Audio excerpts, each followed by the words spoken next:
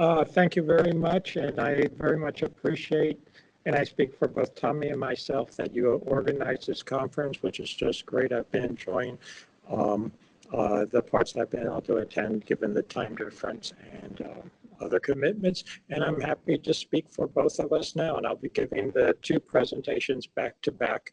And you've already heard, the audience, you've already heard a little bit about rongorongo, so I'm going to give some, another, I shouldn't say another version, but some other aspects of rongorongo. And what this presentation focuses on is the authentication of epigraphic rongorongo material. Lots of problems involved. Some of the key problems involved: inconsistencies, ambiguities in the criteria applied, and implications for the field of rongorongo studies. And I think I'm going to have to ask you to advance the slides. I don't think I can do that from here. So if we could have the next slide, please. And as you've already heard a little bit from Gordon Berthen, who spoke before us, rongo is just one of the many mysteries, and I use that term in quotation marks, but it's genuine on many levels, of this little island, Easter Island, also known as Rapa Nui. And it's in the Pacific, really isolated, very much isolated from other islands. And it's known for things like the moai, the huge heads and torsos, which you see here. Next slide. And this is just an example of some. I visited Rapa Nui on a number of occasions. It's a beautiful island. Next slide. And something else that's known for is the Birdman cult and the Birdman petroglyphs. And this was an annual competition that lasted up until historical times, where the contestants representing various chiefs, various clan leaders would go out and search for the first egg, originally apparently of the frigate bird, but then of the sooty tern. Next slide.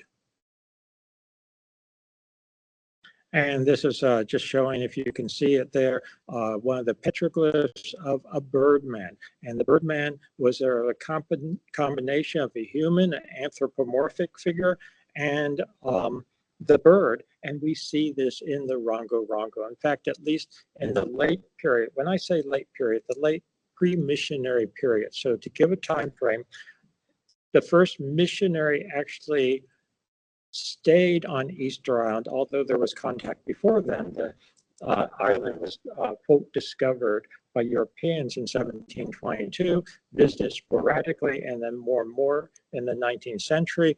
And basically, Christianity was brought in a formal form in 1864, 1866, that time period. So when I say pre-missionary, I'm talking about pre-1864, just to put a date on it. And the cult of the Birdman was very important in the pre-missionary period. How far back in time it goes, people argue, could well go back probably centuries or a millennium. Next slide. And they would swim out to this little islet annually to get the first annual migration and egg of first probably the frigate bird and then the sooty tern. But this became associated with the rongorongo and the rongorongo chants that were recorded in the 19th and early 20th century from informants. Next slide. The rongorongo script, as it's referred to, was first formally, we'll call it, discovered or known to Europeans in the 1860s, 1864 by missionaries, and first specimens officially collected in 1869. As I'm going to show you in this presentation, there were rongorongo inscriptions only recently resurfaced that were collected well before the 1860s, but they didn't make it to scholarly communities. They weren't recognized for what they were, at least not among anyone who was involved in, should we say, scholarly. And I don't mean to put down the whalers and the sailors, but it didn't make it to the world at large until the 1860s. Next slide. And the rongorongo phenomenon, I talked about this at the last conference. Very briefly, I'll reiterate. It's interesting, I think, on many levels. We find it, Tommy and I find it incredibly important because it sheds information, it sheds sort of a perspective on the nature of language. It's very controversial. What is it? Is it script in a strict sense or not? You've heard a little bit about that, some of the hypotheses about that. But how does the mental workings, how do human mental workings manifest? And a big question is, what is an authentic rongorongo inscription? And I mean that on two levels. One, there's lots of fakes.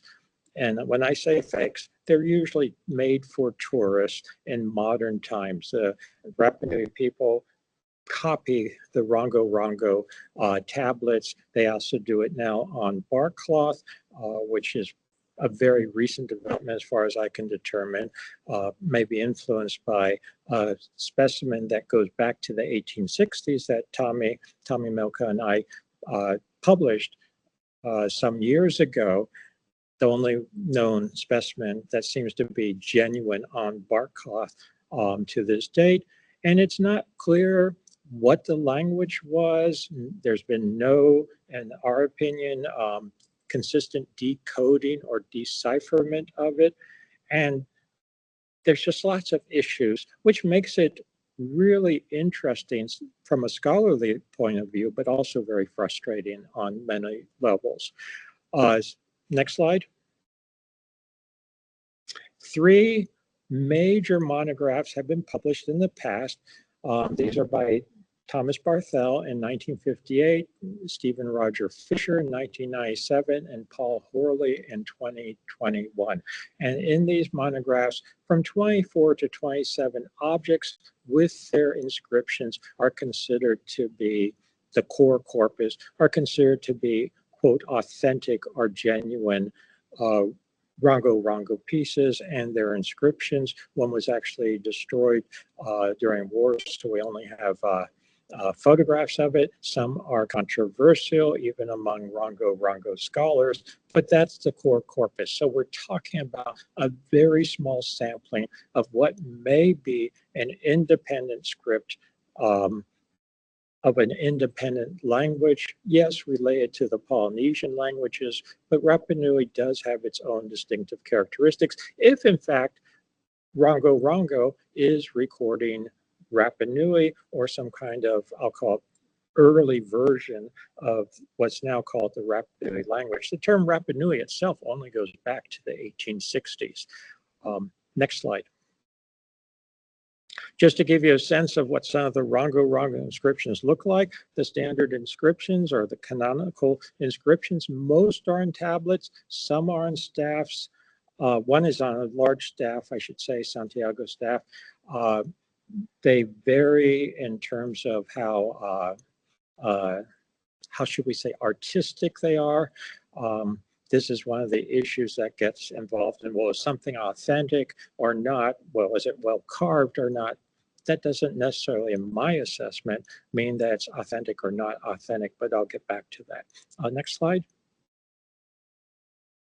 And there is this real paucity of inscriptions. And what we have been doing, Tomi Melka and I, among other things, is not just analyzing, which we are doing, the known inscriptions are the canonical corpus that's been described, and even there are arguments as to how these glyphs should be transcribed. Not all of the researchers involved, even at those who have studied it for decades, but we have also been exploring and going through private collections and finding that there are, we believe, other inscriptions.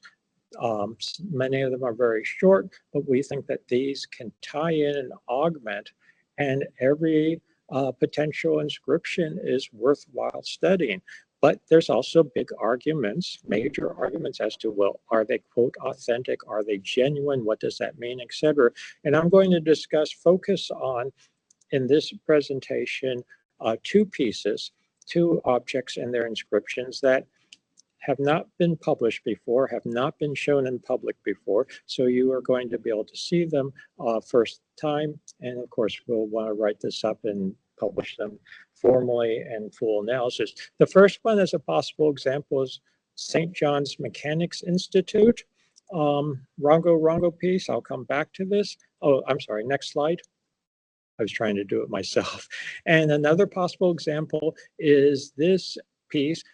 It's not a piece, it's a drawing of a rongorongo inscription, but this drawing was made in 1843 by a whaler, a sailor on a whaling ship, the Margaret Wright, he was named Pascal Boucher, and he made and brought back this drawing in 1843. That is over 20 years before anyone was talking about rongorongo inscriptions, or they were known to the scholarly community. Next slide.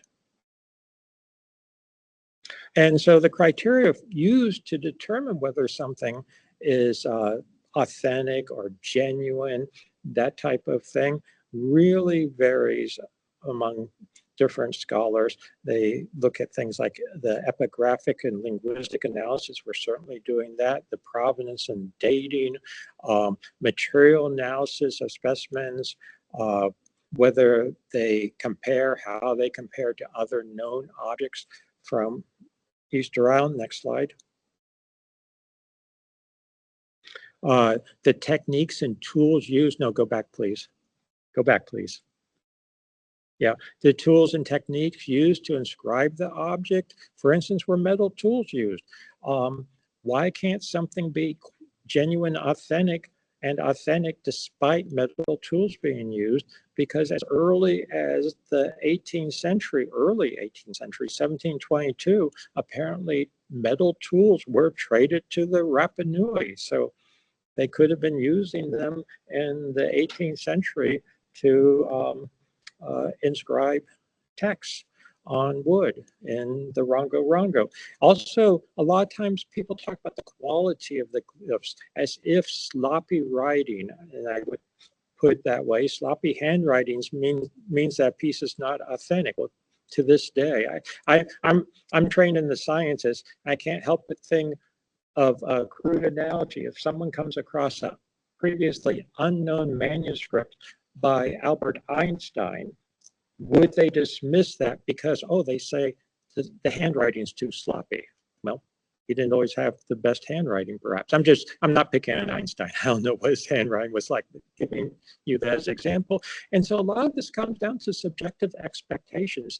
Does a newly uncovered object with a rongorongo inscription fit into preconceived notions of what rongorongo piece should look like, according to various scholars and collectors, connoisseurs, aficionados? And we can sometimes be misled. And I want to give a quick example, next slide, from another field. And this is from numismatics. In the 1970s, a coin was uncovered, was actually being sold, was offered for sale. It was ostensibly a year one shekel from the Jewish War, dating to 66, 67 CE of the Common Era. Next slide. The problem was this questionable shekel that you see on the top looked very different in many respects than genuine, well-known. They were known to be genuine. They've been found in archaeological sites. I wouldn't say there's a huge number known, but they're certainly known genuine shekels from year one. But stylistically, sort of the finesse of how it was, the dies were cut for it, etc. This was a very questionable shekel, as you see on the top, and people argued about it. Next slide. And in fact, in the words of the biblical numismatist David Hendon, Hendon, he pointed out, and this is a little quote from him, and I won't read the whole thing, but he said that when Yaakov Mesherer, who was another expert on Jewish coins, first saw the coin, he believed it wasn't genuine. It was dismissed. It just did not look right. Hendon himself was being offered it for sale with some other shekels, six in total, and he turned it down. Instead of paying $6,000 for the lot, he paid $4,000 for the rest and missed out on this coin.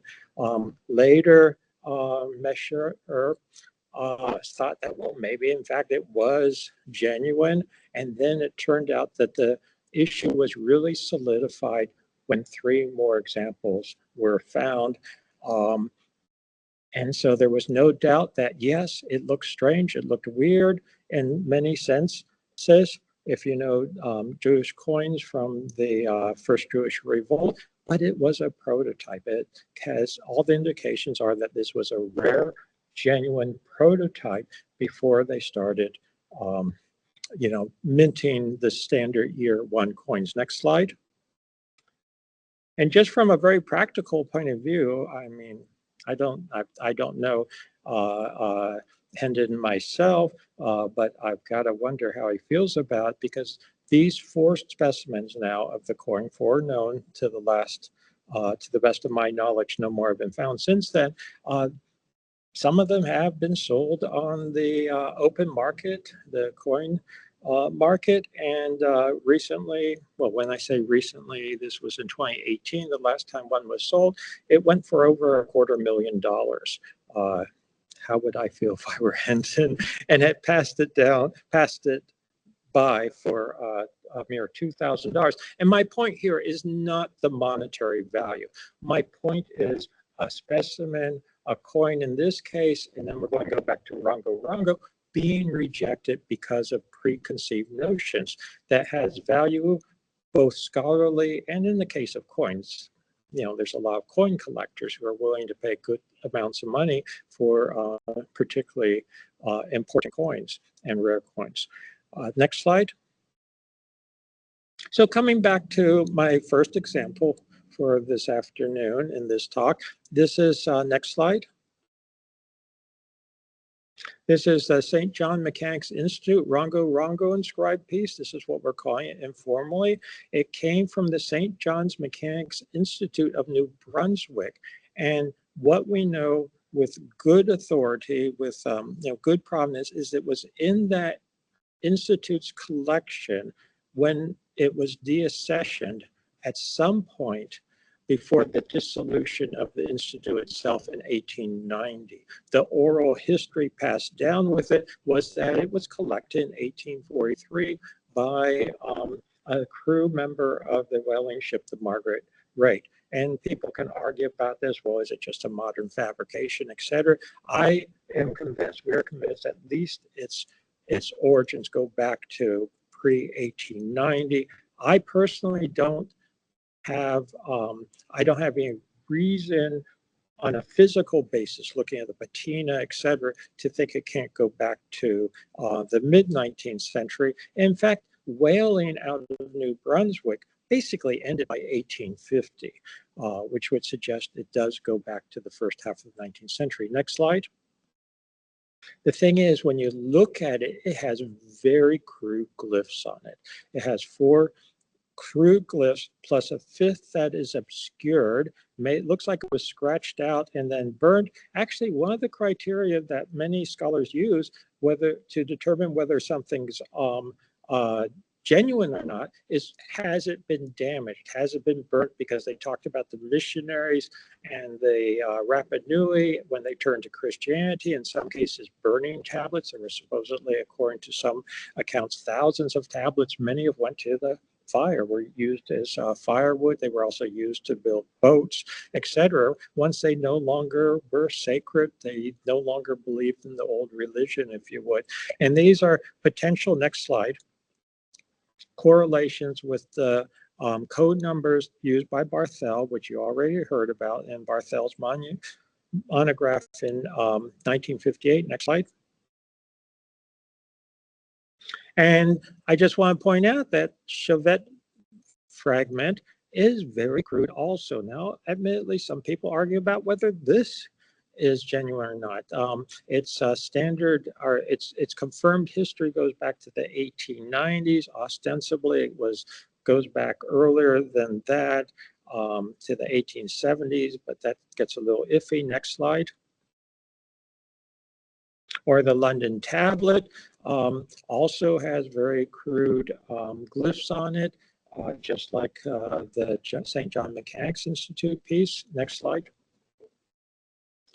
But I want to point out a couple of weird things. The glyph 95, which doesn't look a lot like 95 on St. John's, a specimen we described, Tommy and I described, the San Diego tablet, and I give the reference there for if you want to read more about it. This may go back to the 1860s, 1870s, may be a very late period piece, and oddly and interestingly and tellingly potentially, it has a glyph on it that we interpret as 95F. That means it has, quote, feathers or these little lines on it.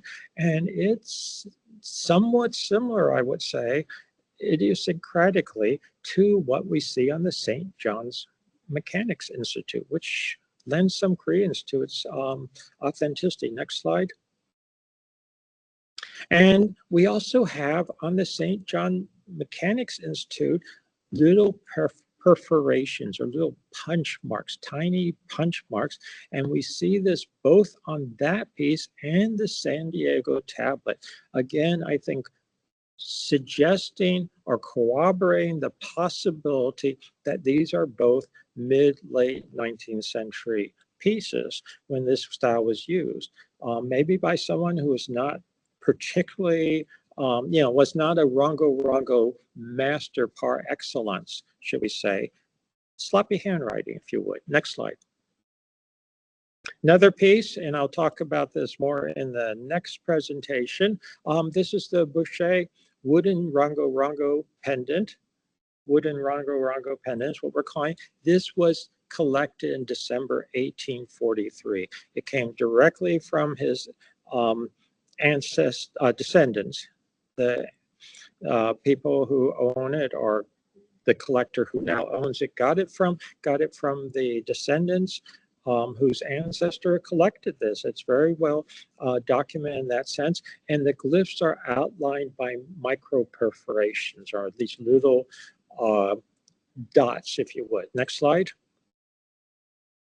And that also lends credence that the St. John Mechanics Institute piece could be real. Give you another example. This is another example. We were just talking about Boucher.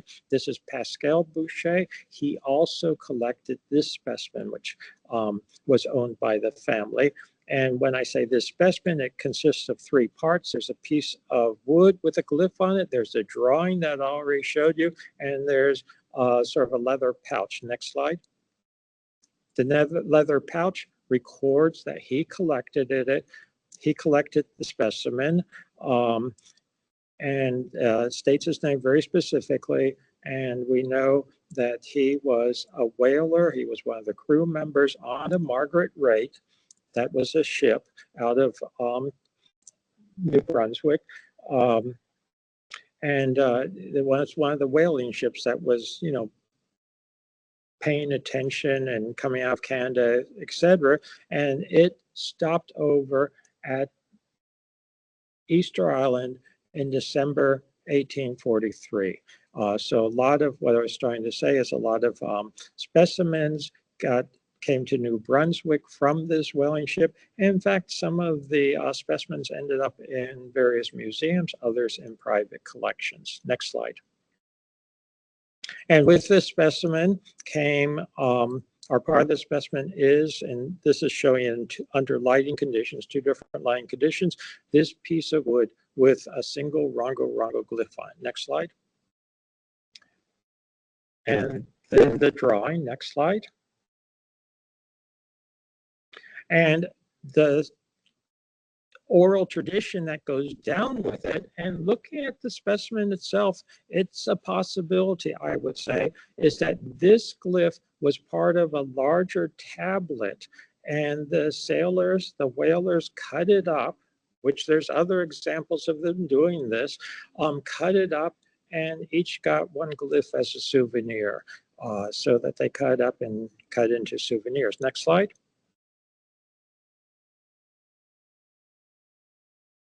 If we look at the drawing, which is maybe potentially much more interesting for our purposes at this point, we can compare it to the coding that we have in Barthel in 1958. Next slide. And this is a drawing just to give you a look at it. And I'm going to go line from the bottom to the top, just really quickly. Next slide. You have 5 minutes, okay? Okay, next slide. And you can see that all the glyphs are coded except for the first. And I will come back to that, but we can code these. I think this has to be beyond coincidence in 1843. Next slide. Just to show you these quickly. Next slide. Next slide. And next slide. And notice that again in this line, the first one doesn't have a simple Barthel coding. So there's two that don't have simple Barthel codings, but next slide. If we look at this apparently star-shaped glyph, it seems to be a compound, a fairly sophisticated compound. There are different possibilities for it. Next slide. And we have something very similar, and I won't elaborate on this. This seems to be another compound that's inverted. In fact, it looks like a compound that Barthel code is 512, but vertically inverted. And we are convinced that you can't fake something like this if you don't really have a good understanding and acquaintance with rongorongo. Next slide. One thing that is very suspicious, when I first saw this drawing, I thought, what am I supposed to think of this, because it doesn't look right. And that is that the reading order is not I can't say it now, Hustaferdon. It doesn't follow the reading pattern that typical rongorongo inscriptions follow. Next slide.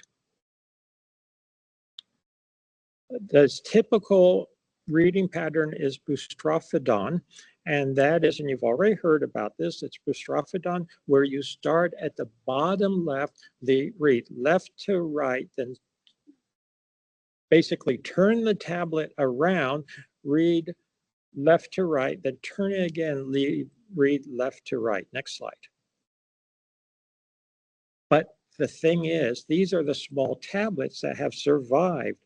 Were there other tablets which may have not been read like this? Catherine Rutledge recorded that there were tablets up to 6 feet. That's about 1.8 meters in length. It's recorded that the great chief, Nagara, who was rongorongo master, that his body, when he was deceased, was carried on 3 huge tablets. So maybe there were tablets that did not use this ordering because they were not being flipped around. Next slide. And if you look at this little glyph on the, when I said little, it's actually quite big for a rongorongo glyph. It's more than twice as large as many rongorongo glyphs on this in the standard corpus. If it was part of a larger tablet, maybe this was a larger tablet that was not meant to be flipped around as one read it, but simply read as you visualized it, as you viewed it from some distance. And in fact, this glyph is not only engraved, but it's painted in, which would suggest that maybe it was meant to be seen from some distance from a tablet that used a different ordering of reading, or wasn't being flipped around so that every other line was upside down relative to the line previously. Next slide. So ultimately, what do we make of all this? How do we treat these pieces? We are not going to make a definitive pronouncement at this point as to what is genuine, what's authentic. I'm convinced that these two pieces, and these are just two examples that I'm giving, are genuine and authentic in this case, sense that they come from East Iran in pre-missionary times. And I think we need to look at them with scholarly eyes and take them into account. And these and other types of specimens, which I'll show you in the next presentation, as we try to unravel the mysteries of rongorongo. Next slide.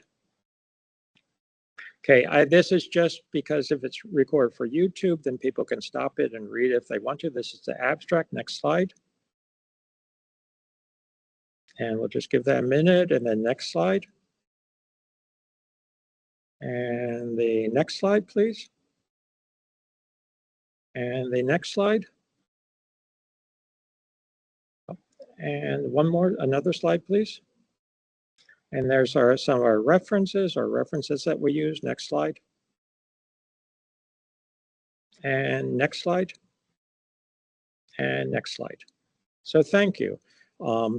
Again, I appreciate being at this conference. I appreciate everyone's interest in what I see as a very fascinating topic, that is grapholinguistics in general. And of course, my current focus is on rongorongo. Thank you.